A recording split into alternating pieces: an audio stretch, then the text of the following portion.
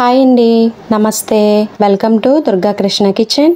జీడిపప్పు chicken curry ఎలాగో చూసేద్దామండి. చాలా బాగుంటుంది.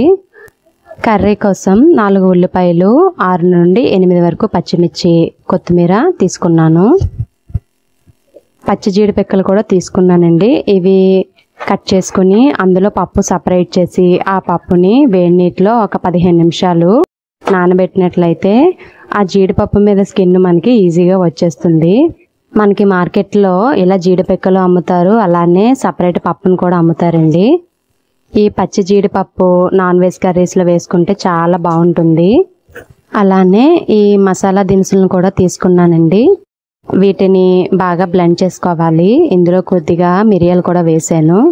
ఈ బ్లెండ్ చేసిన పేస్ట్ని క్లీన్ చేసి పెట్టుకున్న చికెన్లో వేసుకొని, అలాగే కొంచెం సాల్ట్, 2.5 స్పూన్స్ కారం వేసుకుని చికెన్కి బాగా కలుపుకొని ఒక 1 అవర్ పాటు పక్కన పెట్టుకోవాలి. ప్యాన్ పెట్టి హీట్ అయిన తర్వాత ఆయిల్ వేసుకొని దానిలో ఈ పచ్చి జీడిపప్పుని ఫ్రై చేసుకోవాలండి, పచ్చివాసన పోయేంత వరకు. కొంచెం ఫ్రై అయిన తర్వాత వేరే ప్లేట్లోకి ట్రాన్స్ఫర్ చేసుకోవాలి.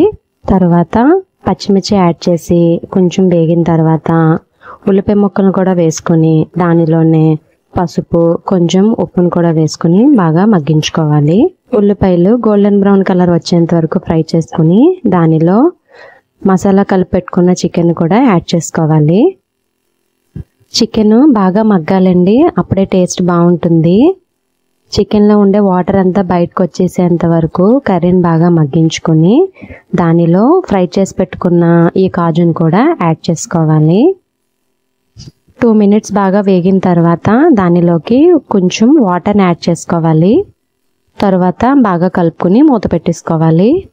కర్రీ బాగా దగ్గర పడేంత వరకు మగ్గించుకోవాలండి. చూసారు కదా, వీడియోలో చూపిస్తున్నట్టుగా ఈ నూనె అనేది మనకి పైకి తేలితే కర్రీ బాగా కుక్ అయినట్లు లెక్క.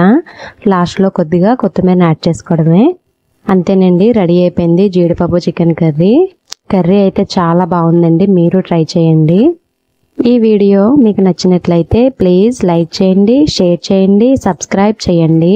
పక్కనే ఉన్న బెల్ ఐకాన్ క్లిక్ చేసినట్లయితే నా వీడియోస్ని మీరు రెగ్యులర్గా ఫాలో అవ్వచ్చు. అలా ఉంటుందండి, మీరు తప్పకుండా ట్రై చేయండి. ఈ వీడియో గనక మీకు నచ్చిన